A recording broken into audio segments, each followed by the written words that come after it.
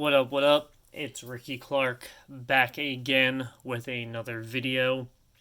This one is a video response for Rick over at Vintage Oddball Cards.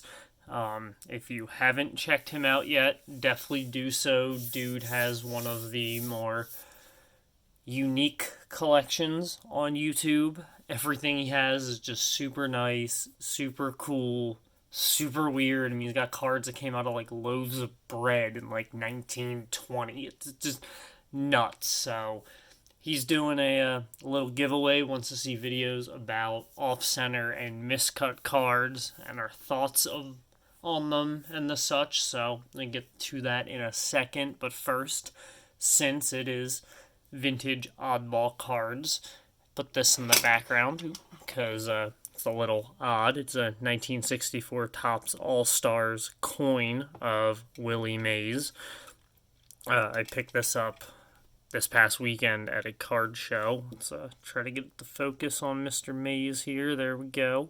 It's in great shape. The color is awesome. I think I'm going to build the whole set. So if anyone has any they'd like to part with, let me know. But for now, let's get into the miscut and off-center cards I have and my thoughts. So this first one is a 1959 Robin Roberts that I bought off eBay when I first got back into collecting, and this card is the reason I don't buy raw vintage on eBay anymore, because it did not look this off-center in the photos.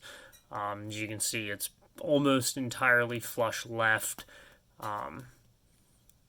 Back's okay, so it's not miscut, it's just off-centered. I don't have a whole lot of miscut cards, but my thoughts on them are, with vintage, it comes with the territory. The presses sucked back then.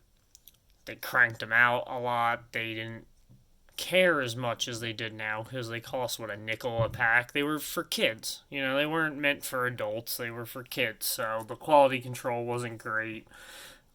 So the next one I have here is a 55 Bowman Del Ennis, which you can see is actually signed by him in ballpoint pen. And this one's really off-center. It's almost as thick as my finger on the right and tiny on the left. And it's more obvious on the back. This one is a little miscut. It looks like it has the edge of the card next to it from this color right here. So whoever is next to him on the sheet probably has the tiniest left border you've ever seen and a huge right border, which probably screwed the whole sheet up. So yeah, this is a card I love. I found it at my local card store. Saw it was signed, and I paid way less than you think. I think I paid like $6 for this card. He's a local guy. He probably signed this after probably sometime in the 70s. He was always around.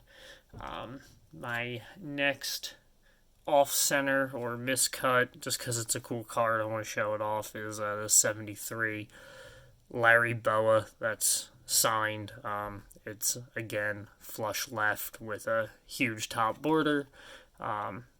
Definitely more glaring on the back with the black.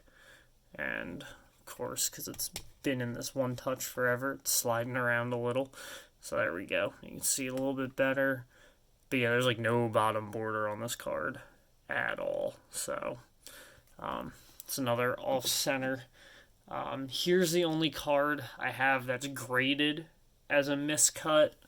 It's a part of my 58 All-Star set I'm building, which I am now 2 cards away. So when that's done, you'll see the full video. It's a 5 miscut Johnny Temple. It doesn't look too bad. I mean, right and top's real heavy, but you can tell when you flip it over and you see the this bit up here. So I got the miscut qualifier. Again, I don't think this really affects the card. I have a Hank Aaron, which I didn't pull out. That's a 4.5, no qualifier on it, and it is worse than this. I'd say there's no left border at all, but it's not miscut, which is crazy because again, it's more off-center than this. So, like I said, this card still is great eye appeal. I don't really care if a card's miscut or off-center, especially for vintage, modern. I'm a little more picky, just because, like, come on, it's 2020 now. We have the technology to make cards centered. Um, when they're not or they're miscut, it's like, what are you doing? Like, it's so much easier now than it was in 1958 when this was all done probably by hand. Um, it's like get with it, guys. So the last one here is probably the worst miscut I have. Sick card regardless. It's a 58 Mickey Mantle, but this one's so miscut on the front that it actually has part of the card next to it up here. I don't know who that would be on the sheet. Um, and then on the back, you can see here the top, very top of the star's missing. Part of his name almost gets cut off. But this is, I mean, it's bad. This is probably the worst miscut card I have that's worth showing. So I wanted to show it for Rick because, he's curious about what other people have with their miscuts. And, I figured I'd sit here and ramble on about my thoughts on them because there are some people who really don't like off-center or miscut cards. And I think, like, when I go to shows and I see perfectly centered like 56 tops cards, they look fake. Like, they don't look real because, like, a vintage card, like, yeah, it shouldn't look like this. This is an anomaly. This is bad. If it weren't a mantle, this card would be worthless. I mean, the condition's bad. It's really miscut, but, like, this is what a 58's supposed to look like. This is what I think of when I think of vintage. Is I think of none of the borders matching up. I mean, even going into the 70s, even into the junk wax era. I know the 87 Donrusses. It's super obvious because of the baseballs that you can count them to see how off-center it is. This card, like, this shouldn't be perfectly center because that's not how presses were back then.